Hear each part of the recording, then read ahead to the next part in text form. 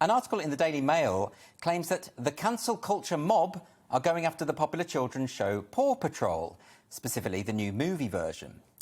They quote a number of tweets from furious activists who call the show copaganda because it depicts the police in a positive light. Specifically, they're annoyed that the lead character is the police officer known as Chase.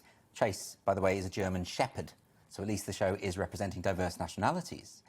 Now, I'm always very wary of news stories that simply take a few tweets and exaggerate their impact. A few idiots online complaining about Paw Patrol, that's not really news, is it? However, this is The Guardian's review of the film.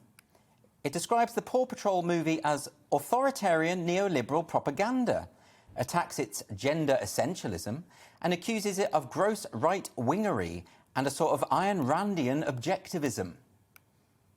It's a cartoon about dogs.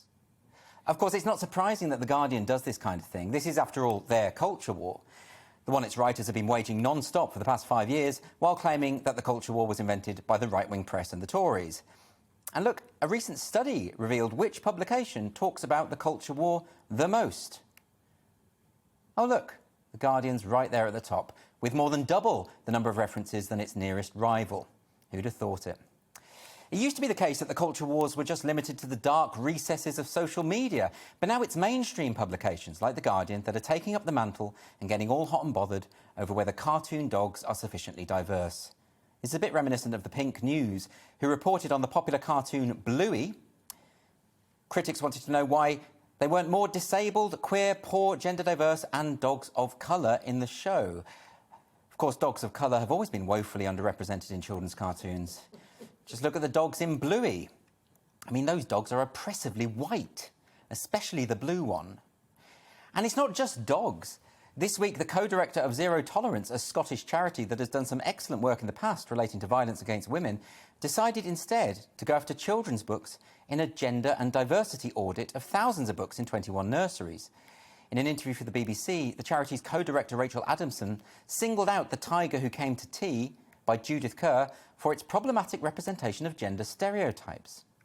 Why isn't the tiger gender neutral, she asked. Maybe because it's a tiger, and the notion of gender fluidity hasn't really caught on in the big cat community. Adamson also drew a direct line between the representation of the father character, who comes home at the end of the story and takes the family to tea, to the reinforcement of gender stereotypes that then leads to male violence and even sexual assault. This is quite a claim, isn't it? One not really backed up by any evidence. Judith Kerr was an incredible woman. She fled the Nazis as a young girl. She went on to sell over 10 million books. And her story, The Tiger Who Came to Tea, has been a firm favourite with kids since it was published in 1968. You'd have thought a woman who'd achieved so much could be cut a little slack.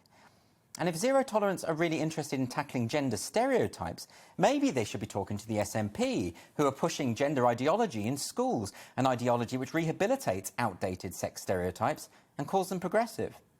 Anyway, there's a lesson to be learned in all this, I think. When it comes to the culture war, we do need to be wary of how the media represents it. A few angry tweets from activists is not news, and it can be safely ignored. But when it's coming from national newspapers like The Guardian or from directors of charities being interviewed on the BBC, that is worrying. Because it shows that the culture warriors are now mainstream voices in our society and have a considerable degree of power. And although it's a cliche, it is important to hold the powerful to account.